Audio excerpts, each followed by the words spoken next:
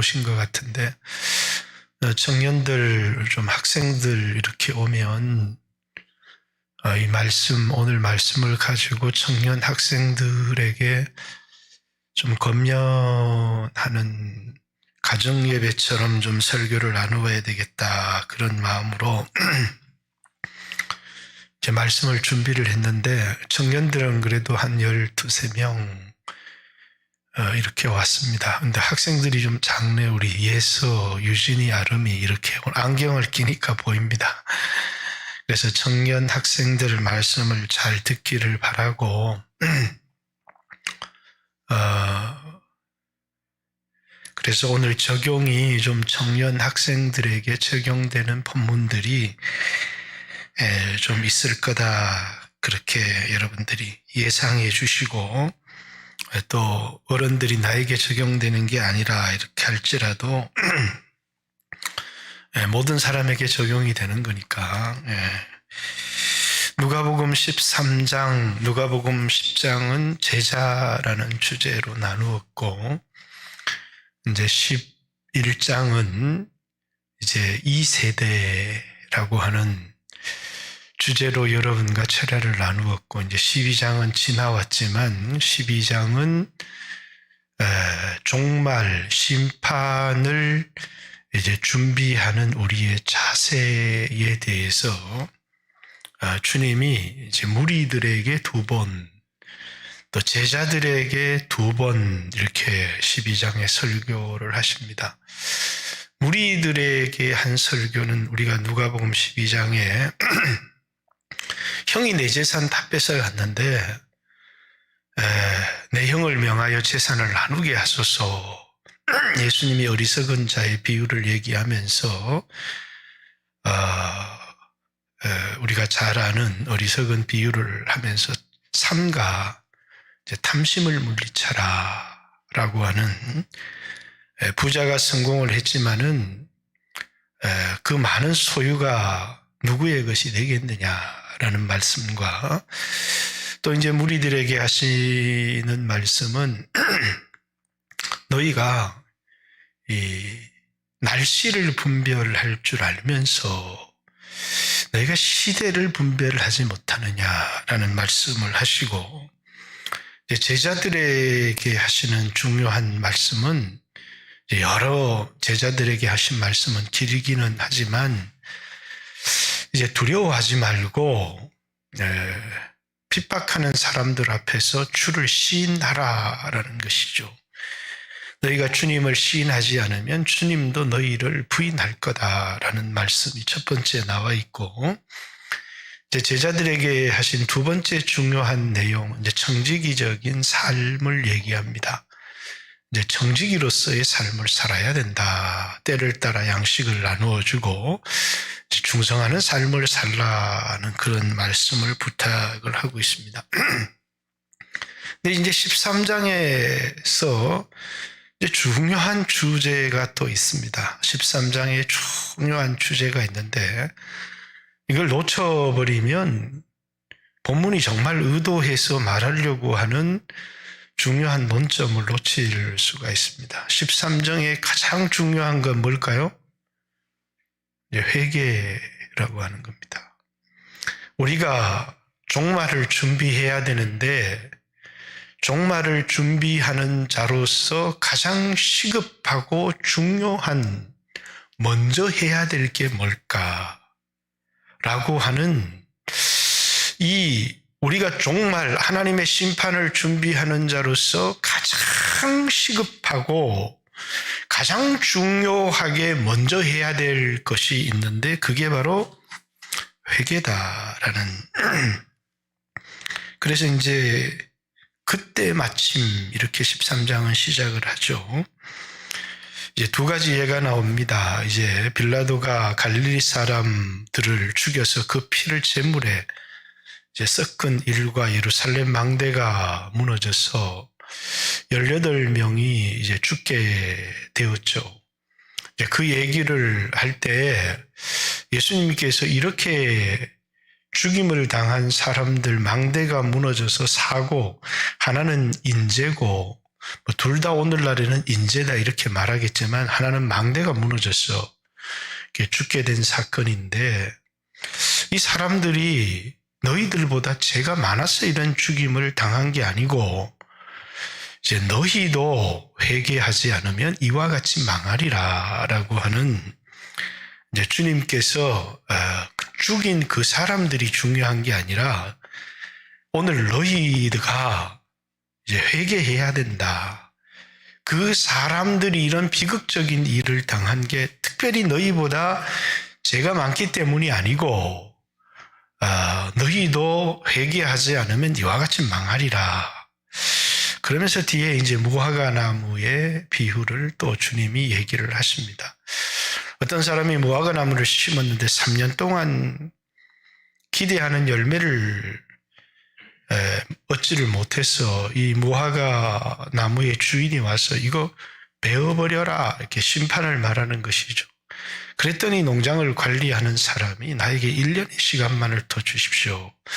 두루 파고 이제 거름을 줄 텐데 그래도 열매를 맺지 않으면 그때 베어버립시다. 이렇게 얘기를 하는데 이제 우리에게 중요한 회개의 기회를 말하는 것이죠. 당장 우리에게 심판이 임하지 않는다고 해서 심판이 없는 건 아니다라는 것이죠. 하나님이 우리를 당장 심판하지는 않지만 그렇다고 심판이 없다고 착각해서는 안 되고 회개하지 않으면 망할 것이고, 하나님이 심판을 딜레이하는 중요한 이유는 우리에게 회개의 기회를 주기 위한 것이다 라는 얘기를 합니다. 그리고 이제 하나님 나라에 대한 비유가 또 나옵니다. 그 비유는 하나는 겨자씨 비유가 나오고 하나는 이제 어떤 여인이 서말에 그것을 이제 넣어서 부풀리게 한, 하나는 하나님 나라가 적게 시작해서 크게 될 것이라는 외형적 측면을, 하나는 하나님 나라 안에서 일어나는 놀라운 변화, 사람을 변화시키는 능력, 내적 능력을 얘기를 하는 것이고, 그리고 오늘 본문에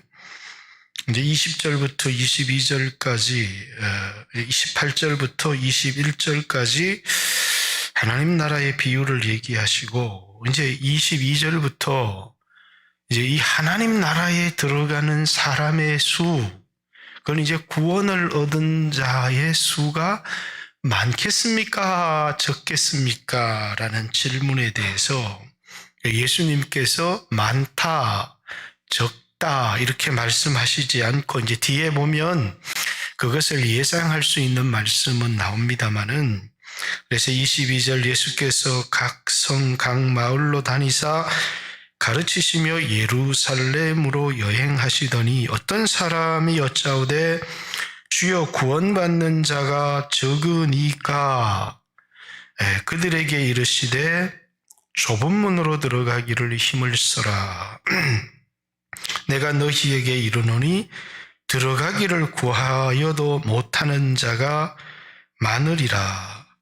26절 집주인이 일어나 한 문을 한번 닫은 후에 너희가 밖에 서서 문을 두드리며 주여 열어주소서 하면 그가 대답하여 이르되 나는 너희가 어디에서 온지를 알지 못하노라. 이렇게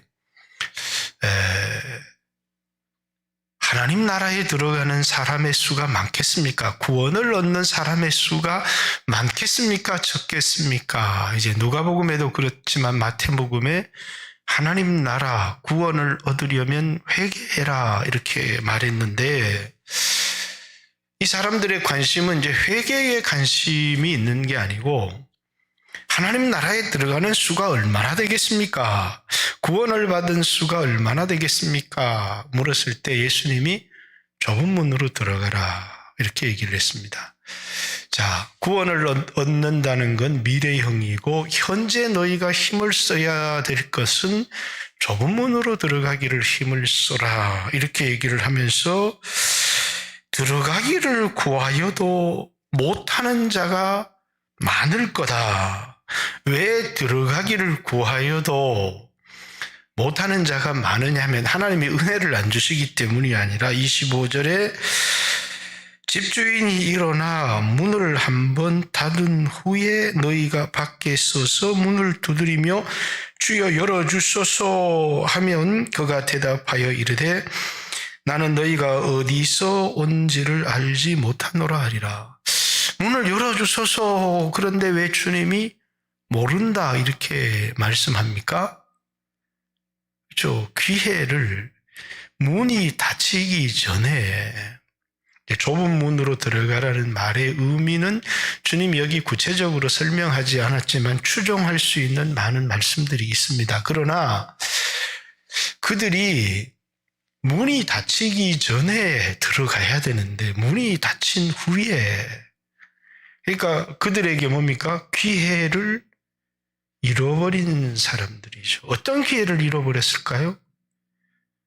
이제 회개의 기회를 잃어버렸어요. 이제 나중에 좀 더 설명을 하겠지만 육체가 있을 때 회개를 해야 되는데 그만 회개할 기회를 잃어버렸죠. 마태복음 7장에는 이제 뒤에 본문에 연결되는 것 자체가 우리가 주의 이름으로 귀신을 쫓아냈습니다. 우리가 주의 이름으로 선지자 노릇을 했습니다. 이제 불법을 행한 자들아 나를 떠나가라. 이제 마태복음 7장에는 회개의 구체적인 내용이 내 말을 듣고 순종하는 자는 이렇게 순종을 강조하지만 누가복음에는 이 순종, 회개의 내용을 강조하기 전에 먼저 기회를 강조합니다. 뭘 잃어버렸다고요? 기회의 문이 닫히고 난 다음에 아무리 몸부림쳐도 들어갈 수가 없다는 거예요. 그러니까 지금 미래에 구원을 얻은 사람이 많을까 적을까를 생각하지 말고 지금 내가 좁은 문으로 들어가기를 힘쓰는 그 좁은 문이라는 것은 뒤에 보면 이제 불법을 행했다, 말씀에 순종하지 않았다 이렇게 얘기를 하는데 회개가 구체적으로 예수 그리스도를 내 삶의 주인으로 모시는 것이고 그 말씀에 순종하는 것이 참된 회개라는 것이죠. 이 땅에 수없는 그리스도인들이 있지만 진정한 회개한 사람들이 얼마가 있을지는 우리가 잘 알지를 못합니다. 회개라고 하는 것은 예수 그리스도를 우리 인생의 주인으로 이렇게 모시는 것인데, 근데 많은 사람들이 그만 자신에게 주어진 회개할 기회, 누가복음 앞에서도 긴급하게 또 기회가 있을 때 우리가 꼭 해야 되는 게 뭐냐면 무화과나무 열매를 맺는데 베어버리기 전에 열매를 맺어야 되는데 잎사귀만 무성하다가 주님이 아직 심판이 오기 전에 그들에게 회개할 기회를 주었고 아니면 우리의 육체가 살아있을 동안에 회개할 기회를 주었는데 그들은 들어가기를 원하면서도 회개하지를 않고 이 세상에서 회개를 미루고 살다가 마지막에 뭘 잃어버린 사람이요? 회개할 기회를 잃어버린 사람들입니다. 자, 청년들은 나는 신앙생활을 잘할 기회가 많이 있다. 이렇게 청년들이 생각을 합니다. 왜? 시간이 많으니까. 30이 돼서도 신앙생활 잘하면 되고 40이 돼서도 잘하면 되고 이렇게 나에게는 예수 잘 믿을 기회가 많이 있다. 이렇게. 물론 예수를 잘 믿을 기회가 어른들보다 여러분들에게 많은 시간이 주어졌지만 여러분들이 회개하고 신앙생활을 잘할 가능성은 지금보다 여러분들이 신앙생활을 잘할 가능성은 여러분의 결단과 여러분의 힘으로는 전혀 불가능합니다. 제가 이제 우리 영광교회 젊었을 때 여러분들 신앙생활 어떻게 하는지는 제가 잘 못 봤습니다만은 제가 제 주변에 청년 때 신앙생활을 하는 사람들을 많이 봤고 지금 신앙생활을 하는 사람들을 많이 보는데 청년 때보다 지금 신앙생활을 잘하는 사람은 한 사람도 본 적이 없어요. 청년 때 예수를 떠났다가 나이가 들어서 돌아온 사람은 본 적이 있어요. 그래서 겨우 신앙생활을 하지만 청년 때보다 지금 예수 잘 믿는 사람은 한 사람도 못 봤어요. 여러분 본 적이 있는 분 계십니까?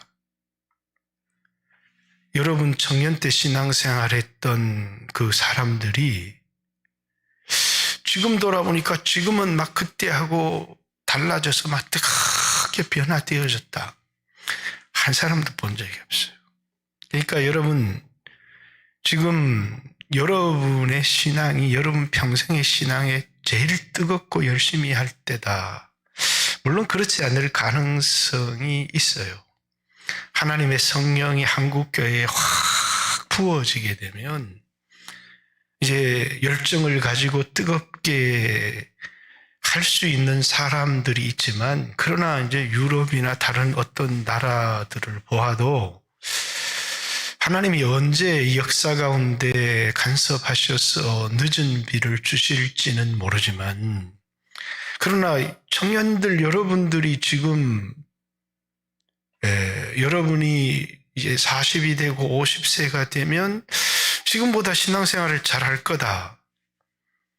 제 생각에는 여러분들이 만약에 그때가 지금보다 신앙생활을 잘하게 됐다. 그럼 기적입니다. 지금 여러분 신앙생활을 제일 잘하는 거고 지금 제 예상으로는 그렇습니다. 반은 아니 그 이상은 예수를 믿지 않을 겁니다. 제가 청년 때 이런 이야기를 들었어요. 이런 이야기를 듣고 밤새 하나님 앞에 기도했던 게 뭐냐면 하나님 내 믿음을 내 힘으로는 지킬 수 없으니까 하나님 내가 이 믿음을 잃어버리지 않도록 하나님 나를 붙들어 주세요. 이렇게 밤새 기도했던 기억이 있습니다. 그러니까 여러분들은 기회가 언제나 있을 것이다 이렇게 생각하지만 청년의 때 뜨겁게 기도하고 신앙생활을 할 수 있는 이제 뭐 결혼도 하고 직장도 들어가고 이러면 여러분의 신앙이 지금보다 더 잘할 수 있다. 그럴 수 있는 사람들이 많지 않다라는 사실을 꼭 기억해야 됩니다. 또 이제 청년들에게 하고 싶은 얘기가 하나 있는데 여러분들은 여기 이제 그 귀해의 때가 육신의 때인데 우리가 육신을 가지고 살아가는 이 때가 하나님이 세상 사람들과는 다르게 우리를 한 40년 이렇게 기간이 아닐지 모르지만 성경에 하나님이 쓰신 사람들마다 다 광야를 걸었습니다. 다 광야를 걷게 한 중요한 이유는 우리 인생의 승부가 실력으로 나는 게 아니고 말씀에 순종하느냐 순종하지 않느냐가 우리 인생의 승부가 난다는 거예요. 굉장히 실력이 있는데 그런데 말씀에 불순종하고 교만하고 산 사람은 나중에 부끄러워서 교회를 못 와요. 잘. 왜? 인생을 완전히 꼬라박아 버린 거죠. 왜? 하나님께서 그를 완전히 낮아질 때까지 자기를 의지하고 자기 실력을 의지하고 교만해진 사람을 하나님이 완전히 낮추시기 때문에 그렇기 때문에 우리는 내 실력으로 살아간다 이렇게 생각을 하면 완전히 인생을 잘못된 길에 들어선 거죠. 연단을 받아서 우리에게 무서운 것은 뭐냐면 이 육신의 힘을 의지해서 살아가는 것인데 연단을 받아서 철저하게 말씀에 순종함으로 주어지는 은혜로 살아가려고 할 때 세상을 이겨요. 근데 청년들이 대부분 그렇게 살아가지를 못하거든요. 그리고 수없는 청년들이 이 말씀의 권위, 말씀을 읽고 말씀을 사랑하고 말씀에 순종하고 그러면 시편 1편 우리 큰아들 이름처럼 복을 받고 형통하고 여호수아서 1장처럼 여호수아처럼 이기고 승리하는 것이 비결이거든요. 우리의 능력은 우리 안에 있는 게 아니고 우리가 받은 말씀의 능력이 있는데 이 시대가 자꾸 뭐냐면 아주 인본적 철학, 이제 예수님 초대교회 당시에도 이제 갑자기 영지주의라고 하는 철학, 헬라 철학들이 들어오면서 성령을 경험하고 하나님을 경험하는 사람들이 아니라 신앙이 지식과 이론으로 전락하는 겁니다.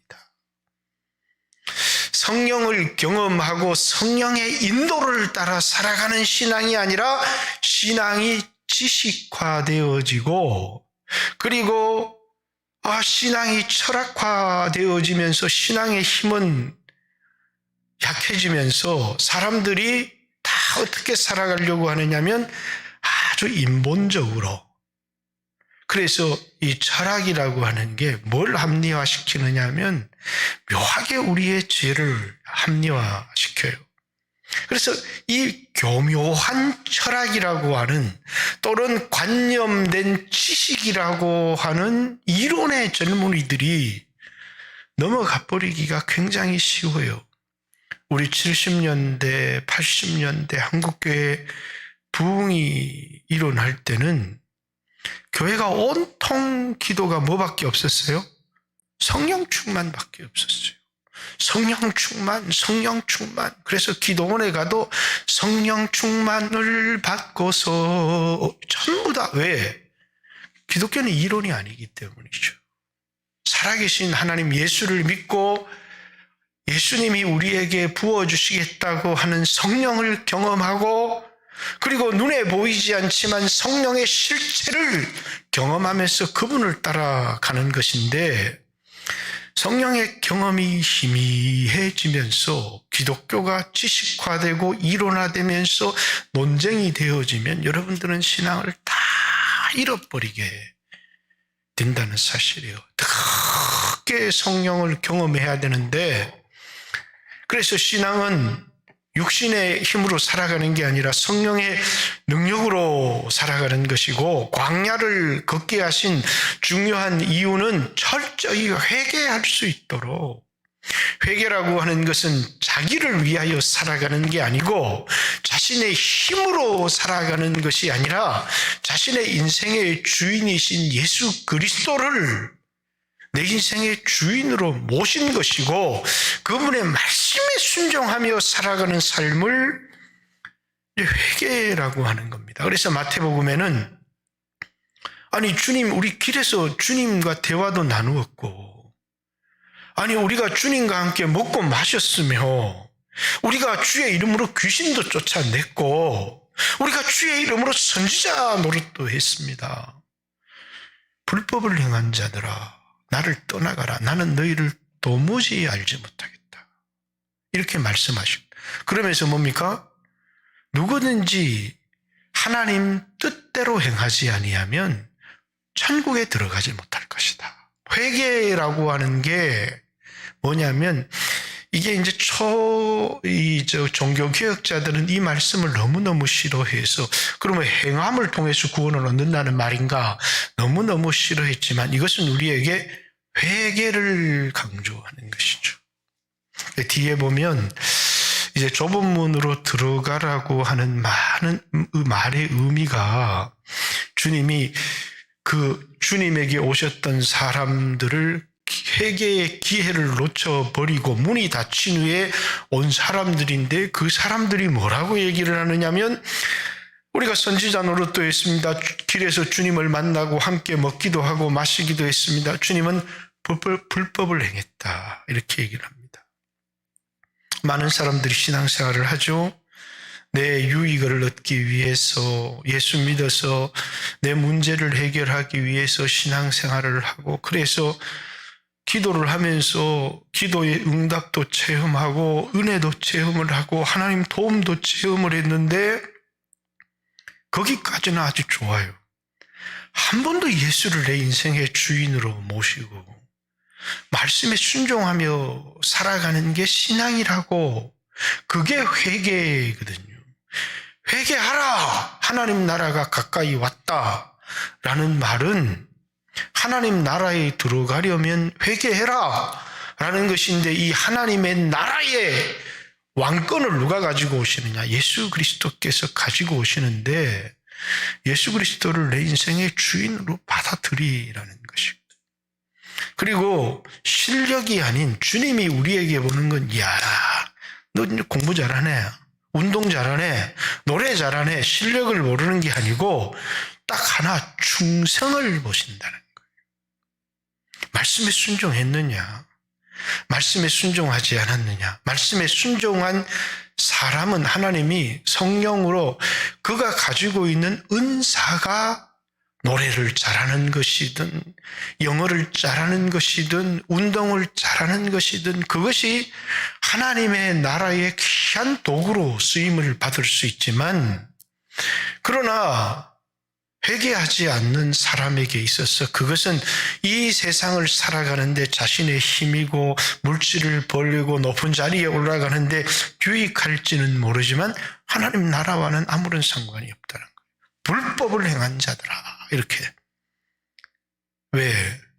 그들에게 이제 좁은 문, 이제 마태복음 7장에 좁은 문, 넓은 길, 좁은 길, 넓은 길이 나오는 그 설명에 보면 많은 사람들이, 세상 사람들이 쉽고 편한 길을 간다는 거예요. 그 쉽고 편한 길이라는 게 여러분 뭐겠습니까? 전부 다 육신의 정욕을 따라, 육체의 필요를 따라, 자신이 원하는 것을 따라 살아가는 삶을 넓은 길이라고 얘기를 하는 것이고, 좁은 문, 좁은 길이라고 하는 것은 왜 오늘 좁은 문, 좁은 길을 택했는데, 오늘 회개하는 삶을 살았는데 끝에는 생명을 얻고, 오늘 내가 편안한 삶을 택했고 넓은 길을 택했고 내 정욕대로 살아가는 삶을 택했는데 지금은 편한데 미래는 사망이라는 겁니다. 심판을 받는다는 것이죠. 그럼 오늘 내가 택하는 이 좁은 길이라고 하는 것은 십자가를 지는 거죠. 내가 죽은 겁니다.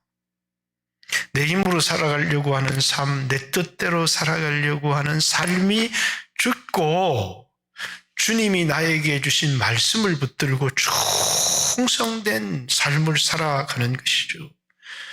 근데 예수 왜 믿느냐? 나 위해서 믿는 거지. 그러면서 이 세상에 내가 잘 되도록 믿는 것이라고 생각을 합니다. 그러다 보니 말씀에 순종하는 삶을 그렇게 좋아하지를 않습니다. 그러다 보니 회개하지 못하고 교회를 다녀도 회개 없이 교회를 다니는 사람들이 너무 많다는 거예요. 그들에게 주어진 중요한 이제 경고 같은 말씀이죠. 그래서 여기 오늘 13장으로 12 뒤에 말씀을 보면, 좁은 문으로 들어가기를 힘쓰라. 내가 너희에게 이르노니 들어가기를 구하여도 못하는 자가 많으리라. 집주인이 일어나 문을 한번 닫은 후에 너희가 밖에 서서 문을 두드리며 주여 열어주소서 하면 그가 대답하여 이르되 나는 너희가 어디에서 온 줄을 알지 못하겠다. 왜? 첫 번째는 문이 닫힌 후에 기회가 지나갔다는 겁니다. 그리고 그때 너희가 말하되 우리가 주 앞에서 먹고 마셨으며 주는 또한 우리의 길거리에서 가르치셨습니다. 우리는 주의 가르치심을 받았습니다. 내가 너희에게 말하여 이르되 나는 너희가 어디서 왔는지 알지 못하노라. 행악하는 모든 자들아 나를 떠나가라 하리라. 기회가 있을 때 뭘 안 했느냐 하면 좁은 문으로 안 들어간 겁니다. 말씀에 순종하는 삶, 회개가 없었던 삶을 살았다는 거예요. 너희가 아브라함과 이삭과 야곱 및 모든 선지자는 하나님 나라에 있고 오직 너희는 밖에 쫓겨난 것을 볼 때에, 이 세상에 살아갈 때 우리가 하나님 나라의 백성이라고 생각을 했고, 그리고 당연히 하나님 나라가 우리 것이라고 생각을 했는데, 아브라함도 이삭도 야곱도 선지자들도 하나님 나라에 있고 그들은 이 세상에 살아있는 동안에 당연히 자신이 하나님 나라의 백성이라고 생각했습니다. 그런데 너희는 하나님 나라의 바깥에 있는 것을 보게 된다는 것입니다. 그때에 슬피 울며 이를 갈미 있으리라. 마태복음에는 이제 8장에 백부장의 얘기를 하면서 또 이제 마태복음 25장에 예비하는 자라의 얘기를 하면서 나라의 본 백성이, 육신적으로는 유대인들이었고 하나님 나라의 백성이라고 생각을 했는데 바깥 어두운 데 쫓겨나 슬피 울며 이를 갈미 있으리라, 이렇게 얘기를 하죠. 오늘날 교회 안에도 그런 사람이 없다고 우리가 보장할 수가 없지 않습니까? 그러니까 저는 젊은이들에게 철저하게 뭐냐면, 이 세상을 살아가면서 기독교를 이론화시키는, 기독교는 이론이 아닙니다. 그런데 갑자기 내가 똑똑한 사람이 되어서 기독교에 대해서 많이 안다, 하나님 나라의 백성과는 아무런 상관이 없습니다. 기독교는 회개한 사람에게 하나님이 성령을 주십니다. 영적인 체험을 하게 하고 그 성령에 붙들려서 인생을 살아가는 삶이 기독교적인 삶인데, 그런데 그만 수없는 무식한 베드로나 야고보나 요한 이런 사람들은 정말 성령에 사로잡힌 제자가 되었는데 헬라 철학이 들어오면서 똑똑한 체 하고 싶은 거죠. 또 뭐냐면 자신의 욕망을 확리화하고 싶어 하는 겁니다. 그러다 보니까 수없는 그리스도인들도 세상 철학에 물들어 버려요. 그리고 이 성경의 권위에 대하여, 성경은 그냥 성경대로 보면 돼요. 근데 갑자기 나는 철학을 배웠는데, 그러면서 포스트 모더니즘의 철학을 가지고 성경을 들여다봅니다. 페미니즘의 철학을 가지고 이미 자신의 선입관을 가지고 성경을 들여다보니까 전부 다 성경은 여자들을 위해서 쓰여진 것 같아요. 성경은 전부 다 인본적으로 보이기 시작해요. 왜? 그가 낀 안경이 뭔지. 성경은 오직 예수 이야기를 하고 있는데 잘못된 철학이라는 안경을 뒤집어 쓰고 성경을 보니까, 그래서 오늘날 무슨 여성신학부터 시작해서 포스트 모더니즘의 신학이나 다원주의 신학들이 얼마나 지식을 자랑하는지 모릅니다. 그래서 나와서 세상 이 보수 기독교를 향해서 막 욕을 하죠. 가짜고. 그 사람들이 제일 하고 싶은 얘기가 뭐냐면 개혁해야 된다, 이렇게 얘기를 합니다. 교회는 개혁해야 된다. 개혁이라는 말이 얼마나 좋아요. 예를 들어서 교회를 개혁하는데 말씀을 순종하지 않는 교회가 말씀을 순종하는 교회로 개혁해야 된다. 아멘입니다. 그런데 그런 개혁이 아니에요. 세상의 다른 종교도 인정할 줄을 알아야 되고, 그러면서 그들이 말하는 개혁은 좋은데, 그렇죠, 말은 들어보면 굉장히 좋은데 실체가 잘못됐어요. 전혀. 그렇기 때문에 젊은이들이 그런데 절대로 속으면 안 되고, 절대적으로 뭐 해야 돼요? 성경을 읽어야 돼요. 성경을 읽으면 우리의 마음속에 자책감도 들기도 하고 하나님의 음성이 들리기도 하고 그 앞에 거꾸러져서 회개하기도 하고 우리를 이 세상에서 다 묶어매고 붙들어주는 게 딱 하나밖에 없어요. 그게 말씀인데 성령이 오셔서 그 말씀을 깨닫게 하심을 통해서 그 말씀이 나를 꽉 붙들어주는 것입니다. 말씀에 매이지 않는 사람은 이 세상에 자기를 지킬 수가 없어요.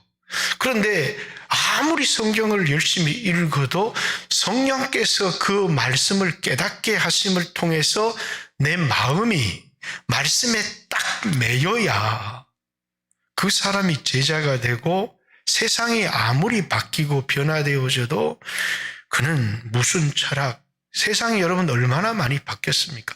똑똑한 사람들 얼마나 많았어요. 철학자들 얼마나 많았어요. 신학자들 얼마나 많았습니까? 그러나 참다운 신앙을 가진 사람들은 하나님의 말씀의 권위를 인정하고 그리고 성령의 이 비춰주심을 통해서 이 말씀이 세상에 무슨 철학으로 학문으로 이해되어진 말씀이 아닌 성령의 계시로 깨달아진 말씀을 가졌던 사람만 올바른 신앙을 할 수 있었습니다. 철학을 배우지 말라는 얘기도 아니에요. 세상에 어떤 것을 이해하지 말라는 얘기도 아니에요. 다른 사람들을 이해하고 이런 생각을 가지고 있거나 그러나 그게 다 헛것이라는 사실을 우리로 깨닫게 하는 게 뭐냐면 말씀과 그리고 그 말씀을 비추어 주시는 성령의 비치심이 그래서 성령이라고 하는 것은 무슨 환상을 보고 넘어가게 하는 것도 아니고 성령이라고 하는 것은 이상한 게 아니에요.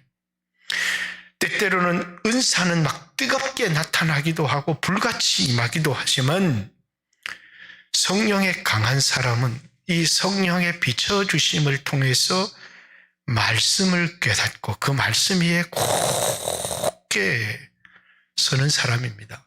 세상을 다 이해합니다. 그러나 전혀 그 세상에 흔들리지 않습니다. 자, 구원을 얻을 것이다 라는 건 미래입니다.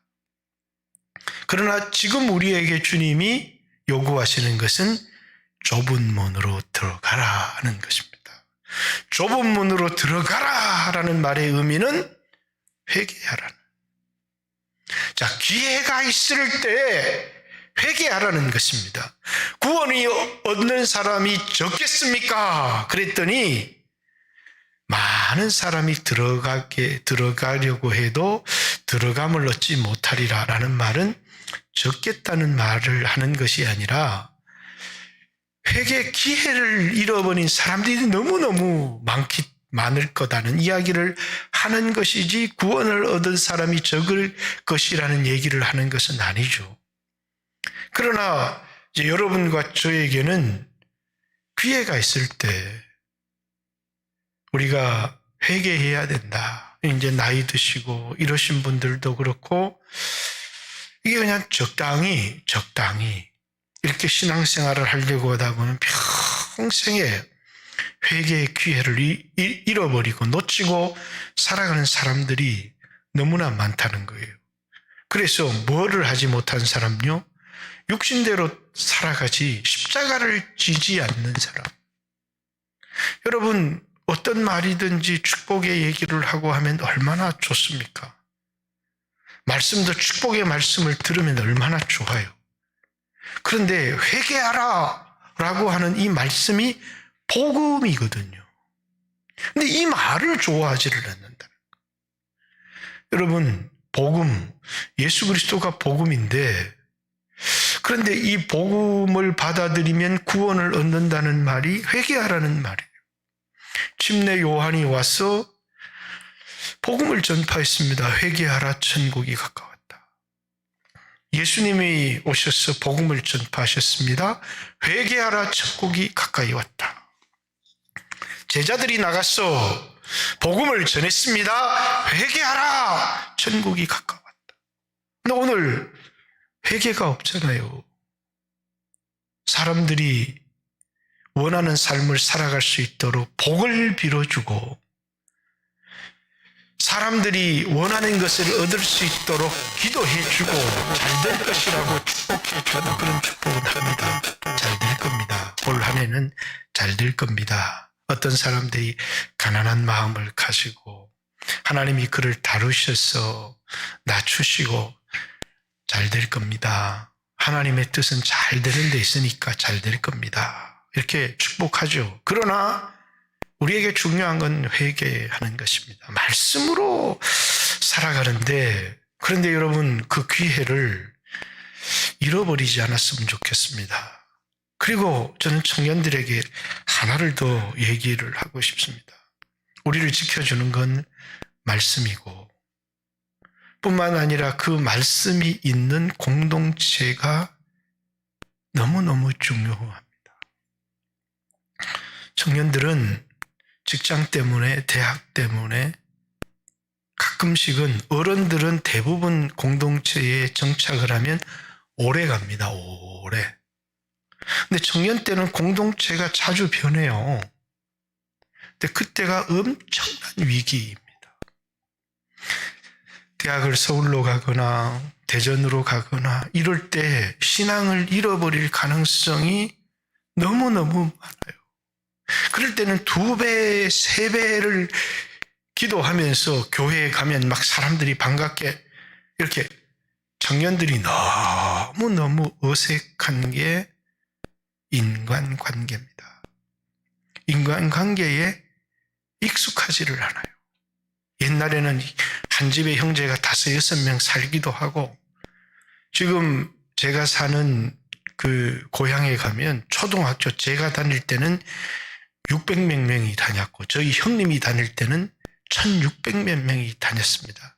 저는 한 반이 72명이 한 반인 그런 학교를 다녔는데 우리 마을이 아주 자그만한데 그 마을에 제 동기가 13명이요.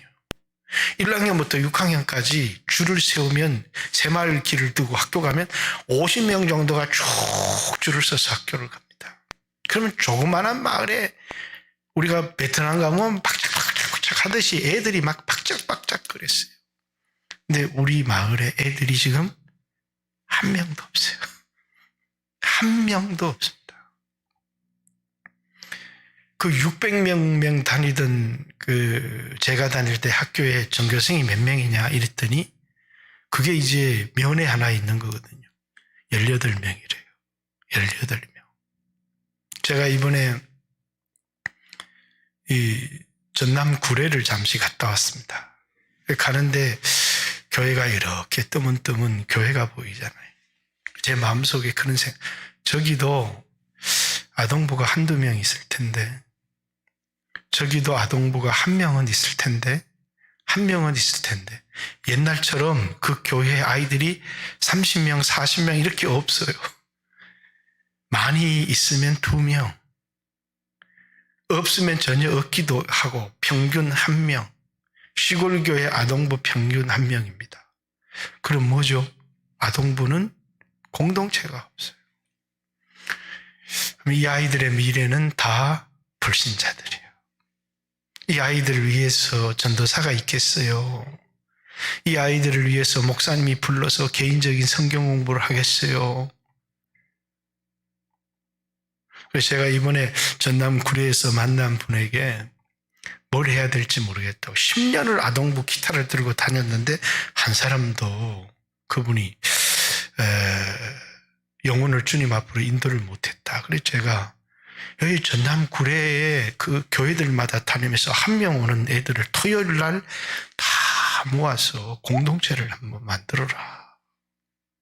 그게 얼마나 귀한 일인지 모른다. 그런 일을 했으면 좋겠다. 그런 이야기를 했습니다. 공동체가 없으면 신앙은 무너집니다.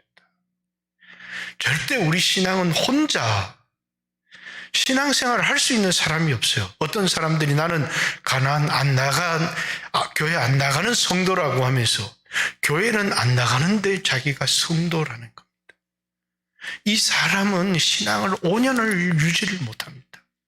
뿐만 아니라 그에게는 십자가도 없고 부담도 없이, 근데 그에게 도덕적 의의가 있어가지고 교회 갔더니 목사가, 장로가, 권사가 행세를 하는 것 같아서 시험 들어서 교회는 안 나가는데 자기는 도덕적인 의의가 있어서 난 교회 다니는 사람들보다 신앙생활 더 잘한다는 거예요. 이 사람들 다 가짜가 될 수밖에 없어요. 왜? 기본적으로 뭐라고요? 교만한 겁니다. 주님이 교회를 세웠어요. 왜 주님이 공동체를 세웠느냐면 우리는 그 누구도 공동체를 떠났어. 우리의 신앙을 유지할 수 있는 사람이 아무도 없기 때문이에요.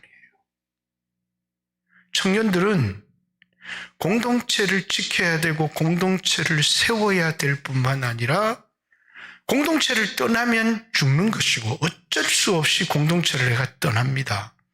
그러면 뭡니까? 2배, 3배 기도하면서 내가 들어갈 좋은 공동체를 찾지 않으면 그는 죽어요.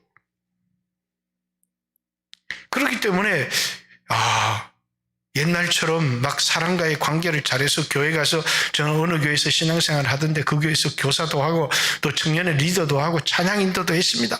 이렇게 말하면서 가서 찬양 인도도 하고 이러면 종덕이처럼 무던하게 와서 신앙생활하면 얼마나 좋습니까? 그런데 그런 청년이 별로 없어요. 그러니까 신앙생활을 다 잃어버리게 되는 겁니다. 교회는 공동체를 세워줘야 되고 또 그 공동체를 여러분이 지켜야 되고 어쩔 수 없이 공동체를 떠나게 되면 어떤 시험이 들고 어려움이 있어도 그 공동체에 내가 들어가기를 공동체에 가서 끝까지 그 공동체에서 버텨야 자신의 신앙을 지키는 겁니다. 왜? 내 신앙을 지키기 위해서요. 들어야 되고 은혜를 받아야 되고 사귀어야 되고 교제해야 되고 만나야 되고 그렇지 않으면 혼자 신앙생활을 지킬 수 있는 사람은 베드로도 안 되고 요한도 안 되고 다윗 같은 신앙의 사람도 혼자는 안 되는 겁니다. 자신의 혼자를 신앙생활을 해서 잘할 수 있다라고 하는 그리고 괜히 도덕적 자기의에 빠져가지고 교회를 비판하고 떠난 사람들은 거기에 합당한 심판을 받게 되는 것입니다. 그것은 옳은 일이 아니에요. 교회가 자기 볼 때 못마땅하기도 하고 부패한 것 같기도 하고 그런 기준을 가지고 있어도 거기서 자기가 은혜를 받고 은혜를 받으면 가슴을 치면서 내가 죄인 중에 개수입니다. 이러면서 회개를 할 수밖에 없고 그렇게 세상에 빛이 되지 못하는 교회를 위해서 눈물을 흘리고 그 교회를 바로 세울 사명을 가지고 뜨겁게 말씀을 전하고 이렇게 하는데 뒤에서 교회나 실실 비판하는 사람들이 무슨 교회를 살리고 예수님을 사랑하는 사람들이 되겠어요. 다 뭐냐면 세상적인 자기의에 빠져서 교회가 잘 거룩하고 깨끗하다는 것이 아닙니다. 이 세상에는요, 교회가 거룩하고 깨끗한 교회는 한 교회도 없어요. 한 교회도 없어요. 뭐 이런 얘기를 뭐 하자면 이 코로나 때 어떤 분이 큰 교회 목사님이 나셔야죠. 그랬더니 큰 교회 목사님들이 아무도 안 나서더라는 거예요. 그죠? 왜 안 나섭니까? 목사님 같은 분이 얘기를 해야 그래도 정치인들도 우리는 지은 죄가 많아가지고. 그렇죠. 큰 교회 목사님일수록 교회 건축하면서 불법을 행하기도 하고 어쩔 수 없는 일들이 많이 있는 겁니다. 그런 분들을 비판하려고 하는 게 아니라 그렇기 때문에 교회는 비판하는 데가 아니고 기도하는 것입니다. 그래서 절대로 뭘 떠나면 안 된다고요? 공동체를 떠나면 죽어요. 고기가 물을 떠나면 죽듯이 청년들은 공동체를 떠나면 반드시 죽게 되어져 있습니다. 내 안에 가장 중요한 게 있는데 그게 예수를 믿는 믿음입니다. 그 믿음을 내가 죽는 날까지 끝까지 지켜가고 내가 그 믿음대로 바르게 살아가려고 하면 뭐가 중요하냐면 첫 번째는 말씀이 중요한 겁니다. 말씀에 매여야 돼요. 예수 그리스도를 내 인생의 주인으로 받아들이고 십자가를 져야 돼요. 왜? 내가 죽지 않으면 우리는 평생 내 자신을 위해서 살아갈 수밖에 없거든요. 교회 목회자도 자기 자신을 위해서 사는 사람은 십자가가 없어요. 여기 말씀 중에 너무너무 무서운 이 목사에게 하는 말씀이 있어요. 내가 선지자 노릇을 했습니다. 목사했다는 거거든요. 내가 너를 도무지 알지 못한다. 이렇게 이야기를 합니다. 세 번째 우리에게 중요한 게 성령의 비치심이 중요합니다. 세상의 철학이 아니라 주여 나에게 지혜와 계시의 영을 주셔서 하나님을 알게 해 주십시오.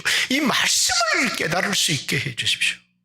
성경을 100장을 읽는 게 중요한 게 아니라 성경을 읽을 때마다 주여 내 눈을 열어주소서.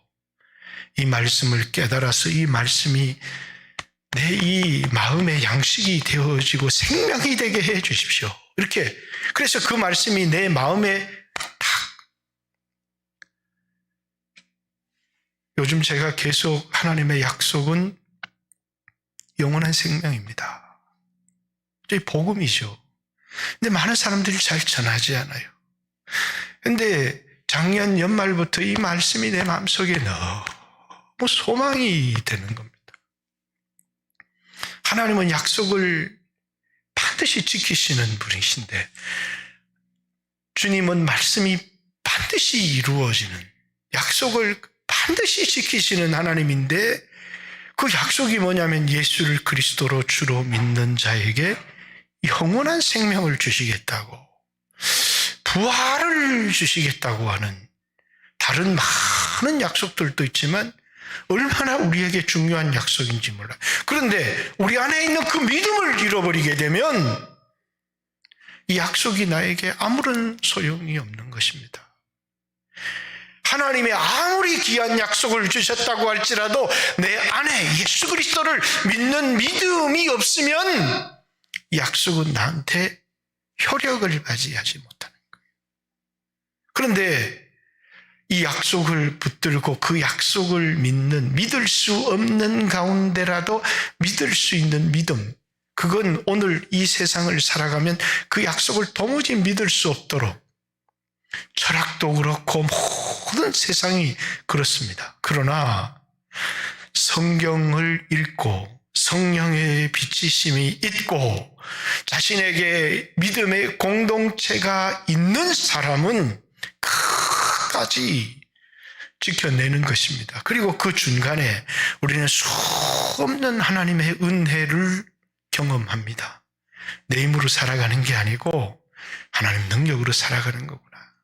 확신은 제가 예수를 믿어보니까 그래요. 옛날에는 뜨거웠는데 너무너무 왜 뜨거운지도 모르고 뜨거웠어요. 그런데 시간이 지날수록 좀 뜨거웠으면 좋겠는데 뜨거운 건 별로 없는데 이 깊은 곳에서 올라오는 확신이 있어요. 확신. 아마 내가 믿어져서 믿는 것도 있겠지만 이제 갈수록 믿고 싶은 마음이 더 많이 들어요. 그죠? 영생이 없으면, 구원이 없으면, 부활이 없으면 도대체 이 땅에서 삶에 무슨 의미가 있겠습니까? 그렇듯이 저는 우리 청년들이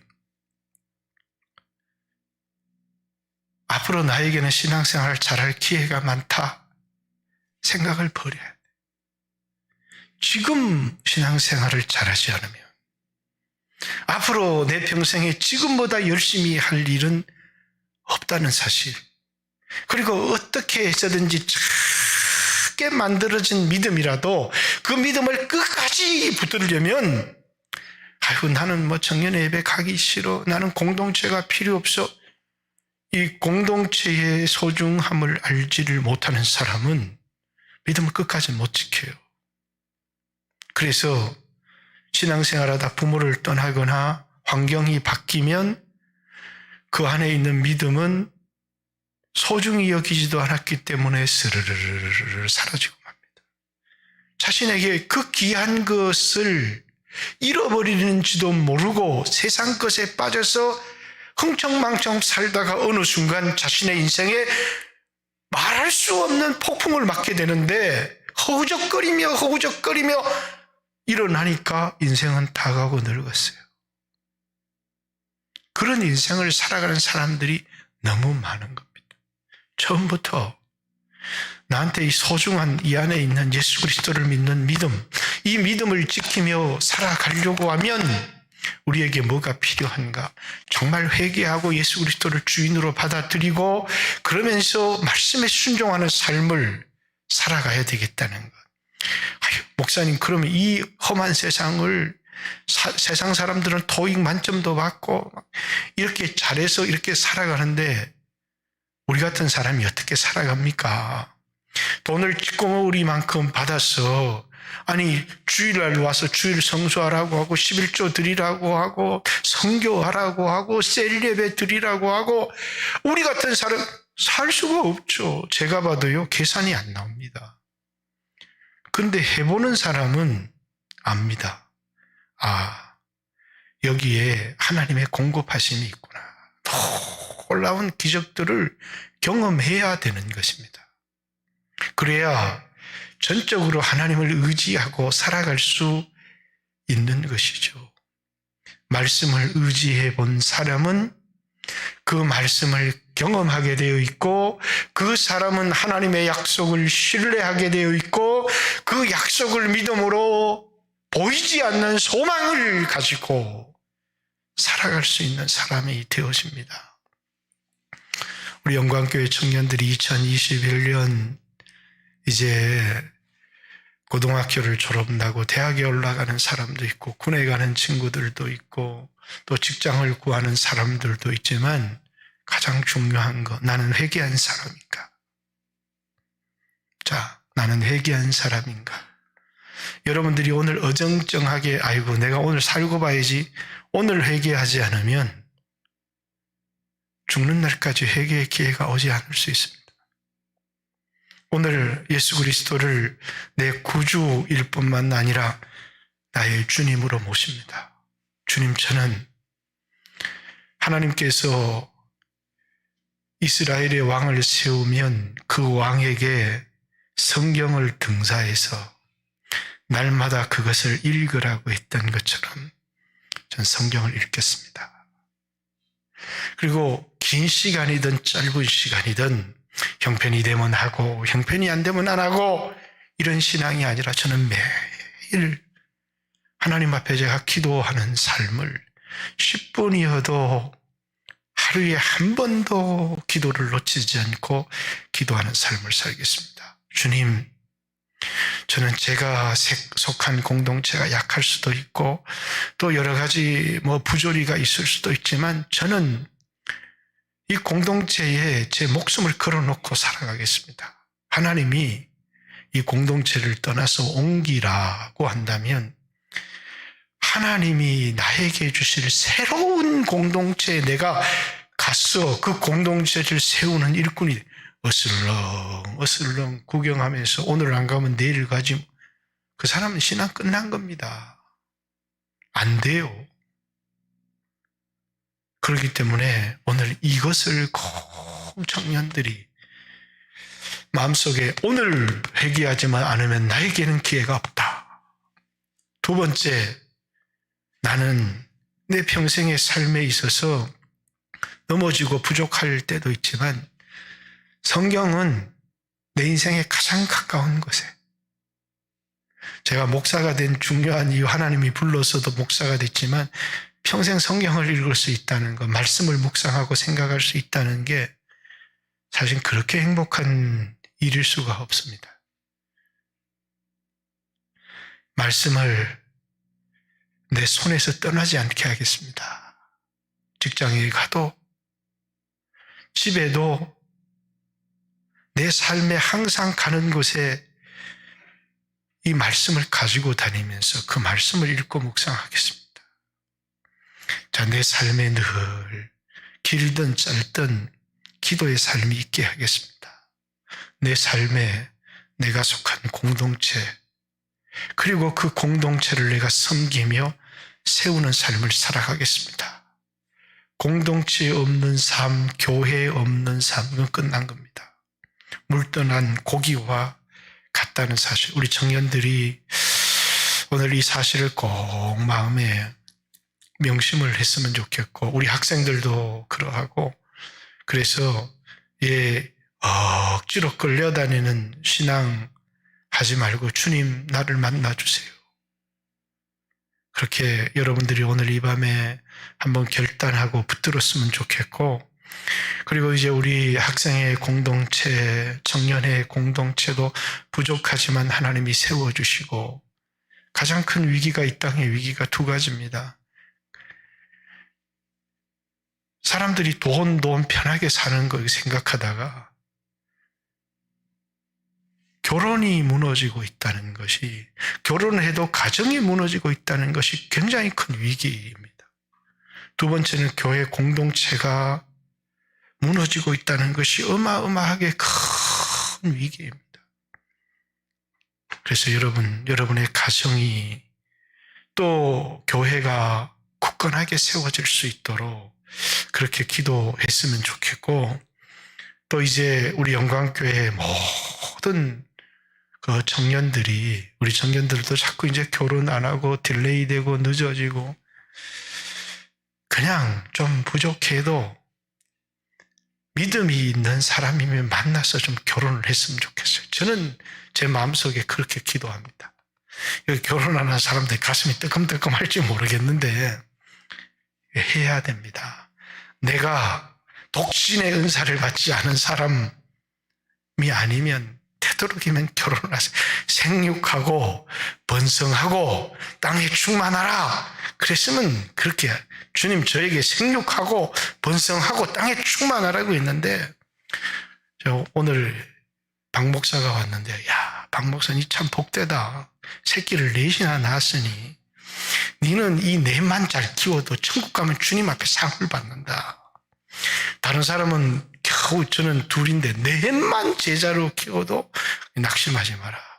넷만 제자로 키워도 너는 훌륭한 삶을 산 거다. 제가 그렇게 얘기를 했습니다만은, 어쨌든 같이 한번 하나님 앞에 기도했으면 좋겠습니다. 우리 청년들 직장도 중요하지만 정말 좋은 배필을 만나서 결혼을 할 수 있도록 또 기도하고, 첫 번째는 뭐라고요? 회개.